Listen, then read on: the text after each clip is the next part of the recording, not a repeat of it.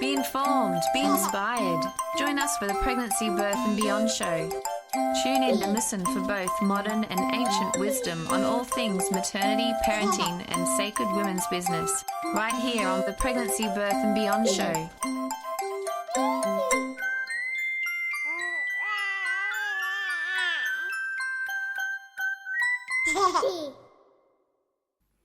Be informed, be inspired. Our show is coming to you from the studios of Bay FM in the heart of Byron Bay and is broadcasting across Australia on the Community Radio Network.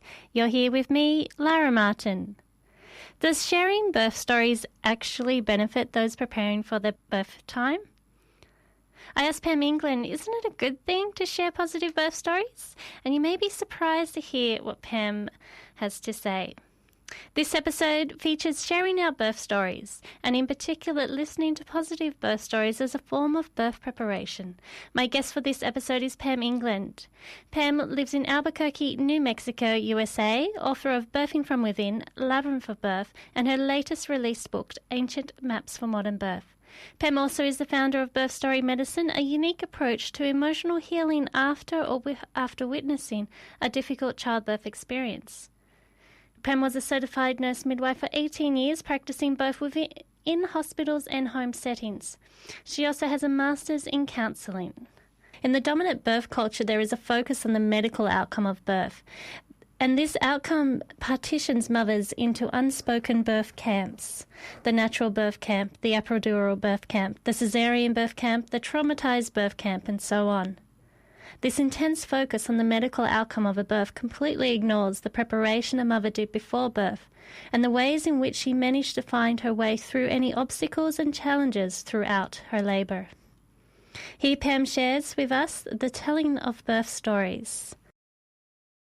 It's been my observation that when women begin to share their birth stories, they don't start with something that's relevant within or some meaningful moment. They start with the outcome.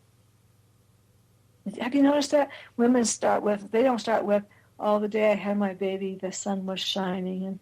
And I remember watching these little birds building a nest outside my window and, or something that was happening around them. It's always with the outcome.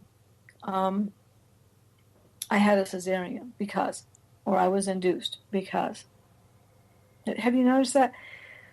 Yes, definitely, and definitely the flip side of that, I had the home birth. Yes, correct. Yes, I had a home birth. Yes, exactly. And then it's always because. So there's a cause and effect story that starts the story. Now, when women hear those stories, either one on this polarity, this tension, it creates a mindset to start with the outcome and try to find your way there through this maze. When the predominant number of births in Western culture are medicalized, extremely medicalized these days, there's a way of thinking that says if only women could hear some positive stories, they would just believe. They would have something else to think about besides just all this medical management. But it doesn't quite work that way, in my opinion, because when a woman is growing up as a little girl, she begins to hear buckets and buckets and buckets and buckets of medical birth stories or partial medical birth stories, right? And every once in a while, she'll hear something positive, like a teaspoon here and a teaspoon there. So when she gets pregnant, some people think the antidote to the buckets and buckets and buckets of medical stories, the generations of medical stories now, it's been going on predominantly 60 years. You think that by telling her a handful, a sprinkling of positive stories, you can undo that deep, deep conditioning. And it doesn't work that way. So the instant appeal for some women who want that is it's soothing, it's calming, it's reassuring. For women who don't want that, they think that is old-fashioned or irresponsible, or the baby could die if you go for this natural thing or a home birth. the other problem is by sprinkling in this positive birth story on top of piles and piles and piles and buckets of medical birth stories, if you will, she then has this, she hasn't done any personal work. She's just feeling the balm of a positive birth story. She knows if it happened to somebody magically, it could happen to me if I just believe enough. You see, the problem with either of these is that she's not doing any personal work to look at her conditioned mind and the culture's conditioned mind and her rules about whether she can talk to authority or how to ask questions. She is not doing any deep personal work. How do I deal with uncertainty? Is it okay to be afraid? When I'm afraid, what do I do? What else can I do? You know, what's my process of making decisions? You know, there's just so many different things that need to happen. And the notion that a positive birth story will inoculate a woman against a medical birth story is pure nonsense. It's absolute magical thinking. And because the woman feels better and positive around that person, she doesn't do her own work. And then later on, when she has a medical birth, which is often what happens, for no other reason except that so many women in our cultures have medical births. I mean, where I live, only 5% of women birth normally, truly normally. There's always some kind of intervention, separation of the baby, drug, something happens to the rest of the women. There's another way we could put this. Let me just say one more thing. When I teach women about inductions or cesareans or what if something happens to the baby that's complicated, there's a couple of ways you can talk about that. One is, oh my God, what a disaster. This never should happen. It doesn't happen in traditional cultures. It wouldn't have happened if you hadn't been in the hospital. You know, there's that kind of thinking, but which is kind of a blame game. But there's a way of talking about cesareans and inductions and these medical things that isn't exactly like positive in a superficial way, but there's a strength that you can talk about it with. Like, okay, if this happens, what is it you need to know to cope with it? What is it you need to do? How do you see yourself if this happens? If they see themselves as a failure or weak, then it should change that self-image right away. And they say, and what else can you do for yourself if this happens? You can't do everything. You can't always get out of it. But you give them something to work with that gives them an internal strength, rather than either I have this nice positive birth and I'm powerful and I'm empowered and I'm natural and I have my bragging rights, you know, or I have this other experience in which I was taken advantage of. I'm weak. My body didn't work right. No matter how hard I tried, it wasn't strong enough. And all these other beliefs. But there's something in the middle of those two polarities. And that's also a story. It's the story we're telling ourselves. So again, we have this person from the outside who wants to tell her a story about how it was for her. But she's not asking her, what is the story you are telling yourself? And how is that serving you? And could we make that story more nuanced so it can serve you better when you're in the ordeal of birth? I have Pam England's book here, Ancient Maps for Modern Birth, and there's this quote in here. And this quote is by David Hartman and Diana Zimberoff.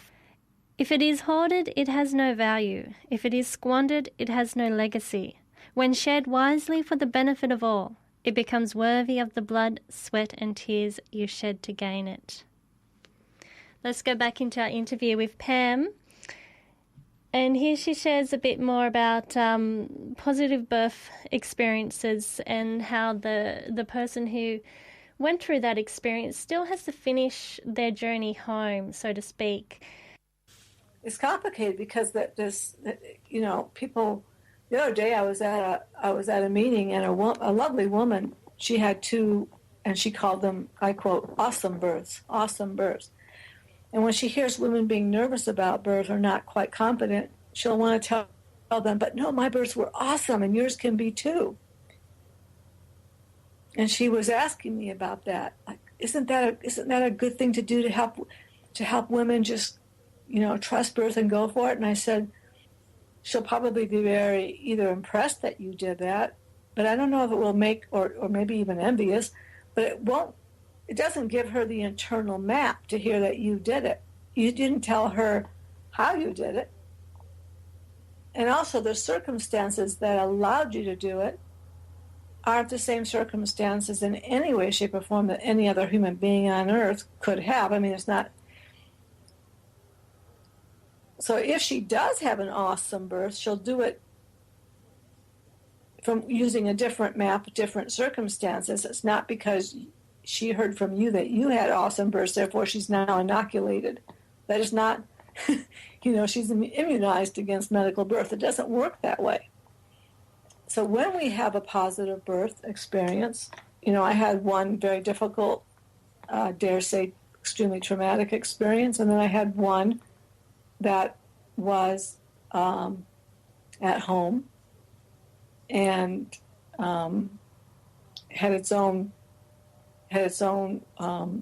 rhythm, but both of them were powerful to me. And what I'm trying to say is even a negative, quote unquote, negative experience, a traumatic experience, eventually became medicine for me. It eventually empowered me. So to say that because the birth was hard, I'm disempowered for life isn't true. And I wasn't empowered because my second birth was positive.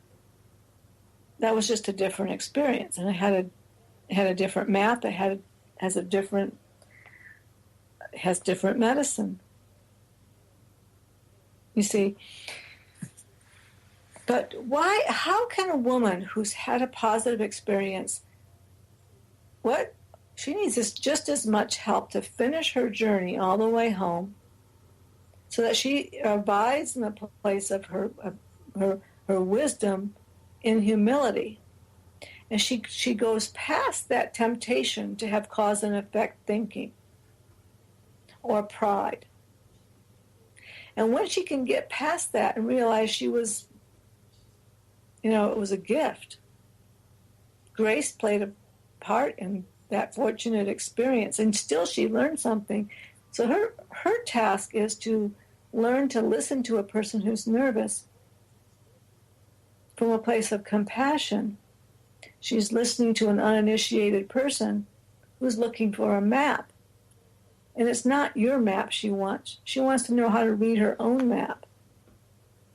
So that person who's been initiated by grace without trauma, she can speak certain words to that woman. A woman who's been initiated through trauma and then recovery can speak different words to that person, but neither of those persons' maps can be the same map that somebody else will follow.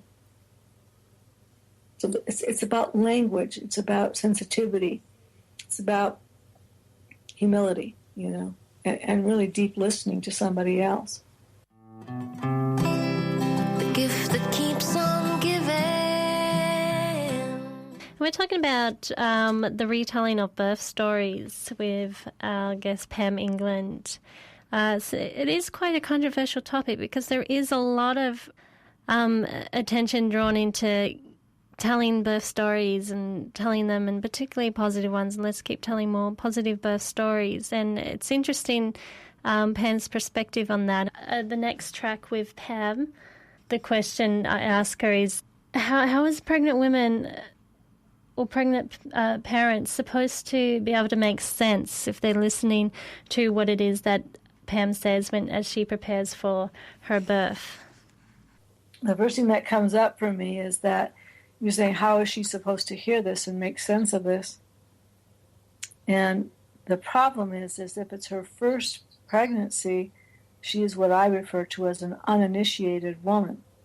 And so getting people's opinions and just fragments of their story and just absolute advice about do this and you'll get this outcome and all that, it's very hard for her to sort it out, not having been around birth or experienced it.